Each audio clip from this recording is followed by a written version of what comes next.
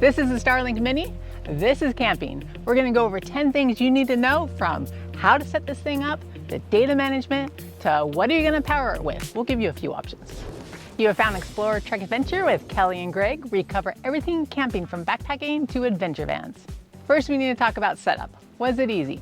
This is coming from a non-techie person, and I'd say, yeah, it was pretty easy. You got a cable, just one of them, your power plug, and of course, the Starlink itself. For our initial setup for the Starlink, we actually used the Jackery 240 to power it, and we were in cell service range, which we highly recommend in case that you run into any issues. There's two connections you need to make, one for the plug, and you just put it right in, and the other one goes on the back of the Starlink, and there's really just one hole to plug it in. Just put it there, make sure it's lined up, and just push it in. Once it's plugged in and powered on, you're gonna open up the Starlink app on your phone, and you're literally gonna follow step-by-step instructions on the screen. Make sure you read each one. Don't go skipping and checking things out. It took a good 20 minutes, and every time I thought it was gonna be done, another update popped up. Do not have any expectations of this being a quick setup.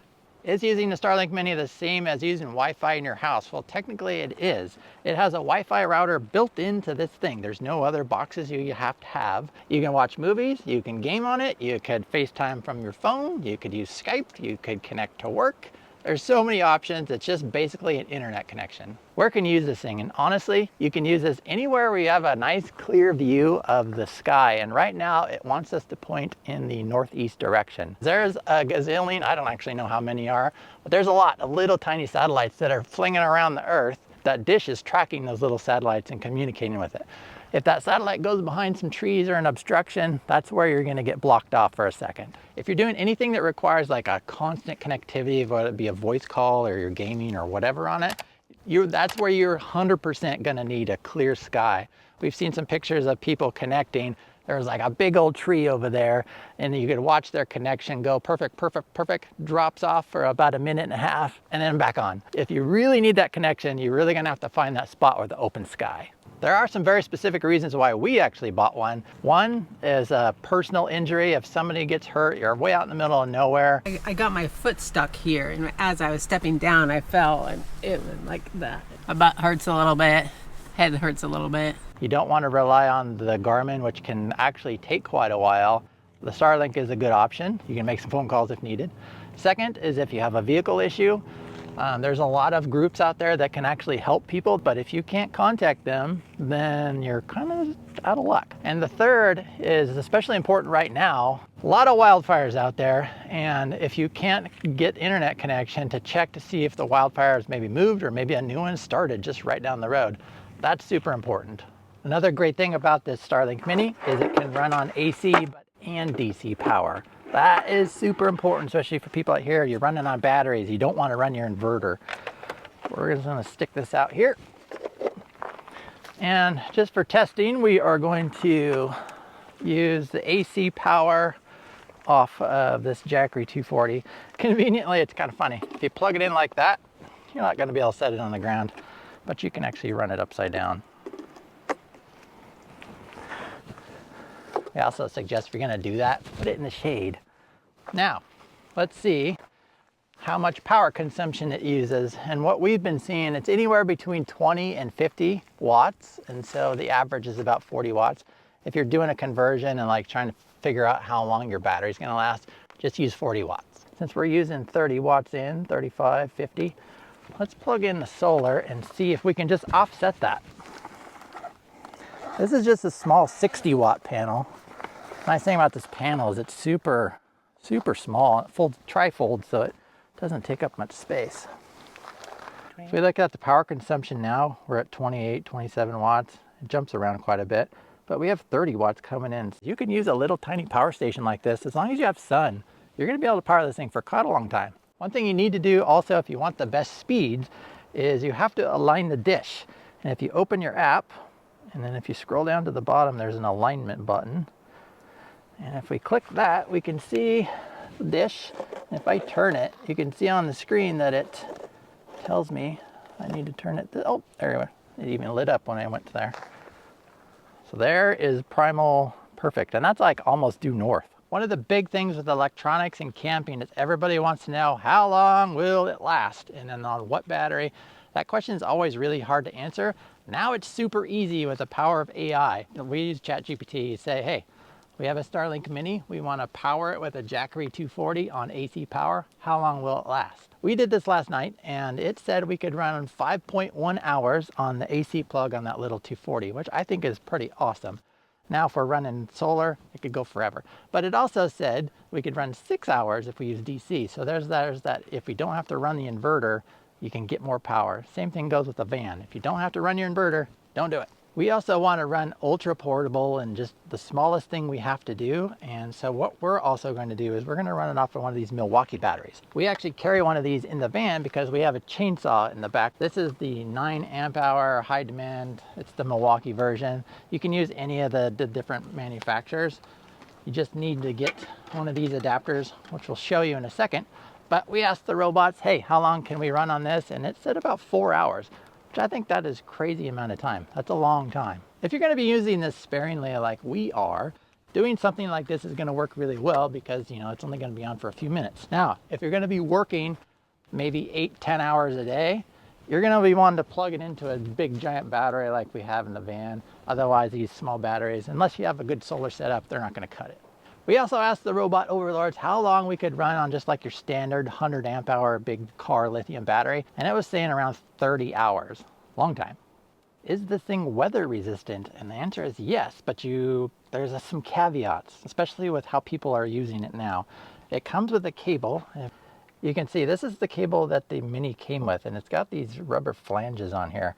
This is going to keep water from traveling down this wire into the Mini itself and destroying it. Now, people are powering it with all sorts of different types of batteries, and they're getting different cables. If you're using your own power cables, just make sure you're not allowing water to travel down that cable into the dish. If you want to use one of your power tool batteries, you got to find one of these adapters. It's super simple. It just clips on right onto the battery. One thing when we picked this version has an on-off switch, so we can easily just flip it on and off without having to plug and unplug from the dish. This has a built-in fuse, which is cool. It actually came with these little connectors here, which just flip up and you just shove the wires in so you don't have to worry about soldering or anything like that. And then we just picked up this cable, plugged right into that. It's super, super simple and not waterproof at all. So you can see how ultra portable this is if you're using one of these batteries. This is the whole setup. There is nothing else, and it's online, totally working. One thing to be aware of, these do not have low voltage cutoffs, and so people say that you can brick these batteries if you run them too low. There's some other options, but look into that if you're gonna go this route. On our speed test, since we're out in the middle of nowhere, we're actually getting 130 down, which is a lot, and 7 up. Can you use this while you're driving or in motion? Currently, yes you can. The 50 gig one allows it, but just be aware that the plans do keep changing very frequently. How many devices can hook up to this thing? Currently, Starlink's website says 128, which is quite a lot. Now, hopefully your plan can support that many using all your data that's there if you need it. We want to test the practical range of this thing. So let's test it inside the van. Yep, it works. Now we're going to go around the back side of it. So it's basically a big metal box in front of the link. It works here. Now I'm going to head up the hill, see if it still works. Still working. Yep. Still got it. Oh, it's having some difficulties. Way out here is where I started to notice some problems. I'm kind of ways away. It's not connecting. Now, which plan should you choose? We went with the 50 gig plan because we're going to have sporadic use. We're really going to only use it primarily on the weekends. The 50 gig plan, I think both of them actually include the ability to pause the service. So like if you're not camping during the winter, you can go ahead and pause the service. I like that. Another thing to note on like the 50 gig plan is that data does not roll over into the next month. So whatever you don't use, you're gonna lose. Also with the 50 gig plan, if you go over the 50 gigs, it's basically $1 a gig up to, well, till however much you use. One thing to note on that though is there is a little switch in the app that you have to flick on to say go over the 50 gigs, and by default it is off. If you know you're going to go over, go ahead and just flip that right now. There's a couple other things you're going to want to do if you have the 50 gig plan, because you're not going to want to blow through your data. You can actually do it really pretty quick. Don't do a pile of speed tests. Speed tests themselves use a bunch of data going back and forth to see, to see if it works. If you can help it, don't do those, at least not all the time. One thing you should do is under your Wi-Fi setting, you're going to want to click on this little eye, and then there is a low data mode. And basically that's going to turn off all those background processes, like you take a bunch of pictures, your phone decides it's going to upload them to the cloud. All those things will be turned off by default. That's super key. Also, to help you decide which data plan to go with, a lot of people just don't understand how much data is what. So if you're watching 4K movies on a 50 gig plan, that is only basically 3.5 movies. That's not a lot. If you bump that resolution down to 1080, which is like normal HD, that bumps it up to 8 movies. So you can see, like, if you reduce the resolution, you can get a lot more in there.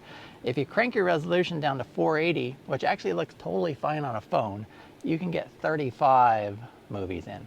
So what I do if I'm watching YouTube is I will actually click on that little gear and I will change the resolution down to 480p. And honestly, on a phone and even on a tablet, it's really not that noticeable. The biggest thing you can do to save your data is to just download the movies and everything before you go out here. And almost all the apps have some ability to download those movies. Like, I know Netflix does it, and all the other ones do it. YouTube, you can even do it. We'll put links to everything we talked about in the description below, even including those little cables that we connected to the little battery for. Whether you're using this for entertainment or emergencies, I think the Starlink Mini is a really great choice for being out here.